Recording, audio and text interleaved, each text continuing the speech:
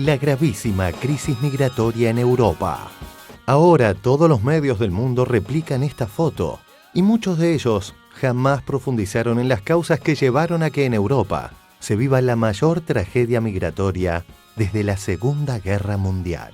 Tema principal en el mundo, dramática, conmovedora, necesita de una respuesta urgente de la crisis migratoria en Europa. Cada vez hay más inmigrantes que empiezan a poner en jaque las políticas migratorias de Europa o empiezan a plantear la reformulación de las políticas migratorias. Hay que derogar el protocolo Dublín III, que es el que implica que no se pueda pedir asilo en las embajadas y los consulados de países de la Unión Europea. Si una persona tiene derecho al asilo, esa persona no tiene por qué jugarse la vida para llegar en una patera a Europa, que es lo que ocurre ahora con el protocolo Dublín III, que solo se puede pedir asilo una vez que estás en el país. Se llamaba Aylan Kurdi y solo tenía 3 años. Él y su hermano Galip, de 5, han muerto intentando llegar a Europa. Aylan apareció varado en la arena de una turística playa turca. La lancha en la que viajaba junto a sus padres y su hermano huyendo de la guerra en Siria se hundió antes de llegar a la isla de Kos, en Grecia. Solo se ha salvado el padre.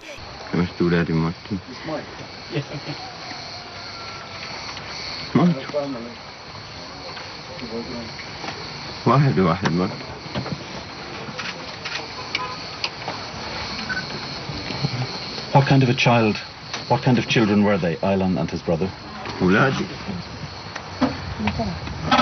أحلى أولاد بالعالم. في حدا ولد ابنه مو غالي عليه. أطفال بجننوا تفيقوني الصبح بابا بدهم يلعبوا معي. شو بدك أحسن من هيك؟ راح كل شيء. What do you hope to do now? ناوي والله ماني ناوي غير أقعد جنب هيك أبر أولادي ومرتي وارتاح. Hace 3 meses, los padres de los pequeños solicitaron asilo en Canadá, donde tienen familiares. Les fue denegado.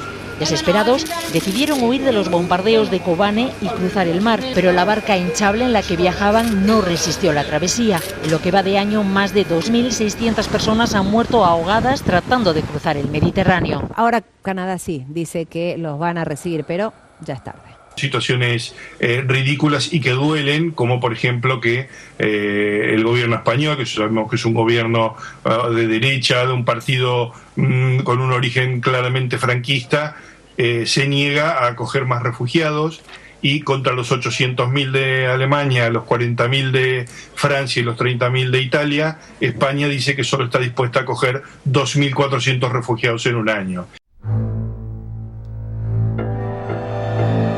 Nosotros vamos a hacer un esfuerzo similar al de Polonia, en esa, un poquito más que Polonia. ¿Cuánto es eso? Pues entre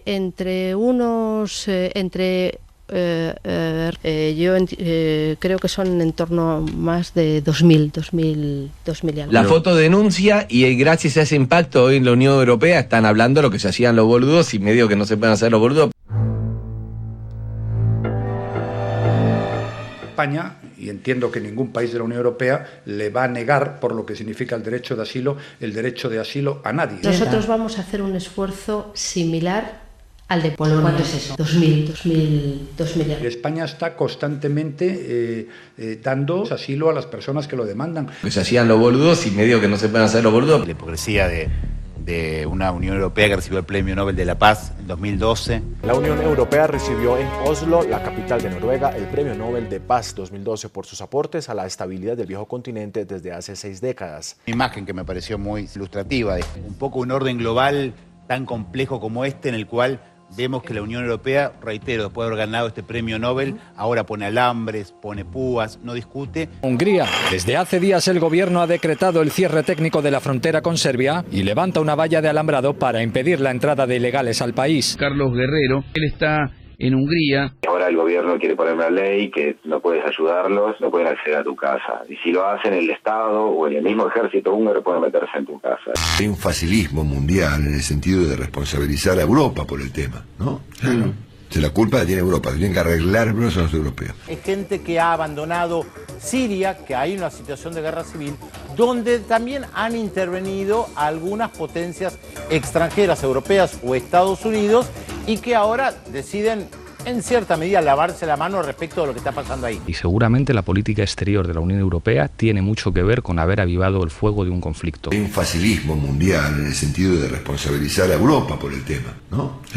Siria ha llegado a tener un esplendor que pocos países árabes lo han tenido. Siria no tenía deuda externa, era obligatoria la escolaridad hasta llegar a la universidad, inclusive del primer grado hasta la universidad, inclusive son gratuitos, la salud era gratuita. Había un estado de vida bastante beneficioso para la clase media y la clase baja. Siria estaba bien, recibía 6 millones de turistas por año, es un país donde es patrimonio de la humanidad casi todo su territorio, porque son todos restos arqueológicos. Pero sí, que hoy toda la están gente destruyendo. se quiso levantar, quiso tener su propia primavera y Bashar al-Assad empezó a reprimir.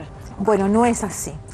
Han creado una oposición, es muy fácil crear una oposición, y en la Argentina sabemos mucho de esto. Sí. Se crea una oposición, se le alimenta desde afuera a Con esa el poder oposición. de los multimedios. Con el poder de los medios. O sea, ¿quién estuvo detrás de esa creación? Intereses extranjeros. Intereses extranjeros porque saben que en Siria hay recursos gasíferos que son muy importantes para el resto de Europa y para Estados Unidos. Se crearon la oposición desde afuera, se reunieron en Francia, se reunieron en Túnez, los amigos de Siria. Estados Unidos formó esto, Hillary Clinton era una de las promotoras de esto llamado los amigos de Siria. 83 países que ninguno fueron amigos. Luego estos 83 países son los que mandaron los escuadrones de la muerte a Siria. Y son los que hoy están combatiendo contra el Ejército Nacional Sirio y contra la población en general. Estados Unidos elige un enemigo, elige demonizarlo internacionalmente, para después tener una justificación, entre comillas, de invasión.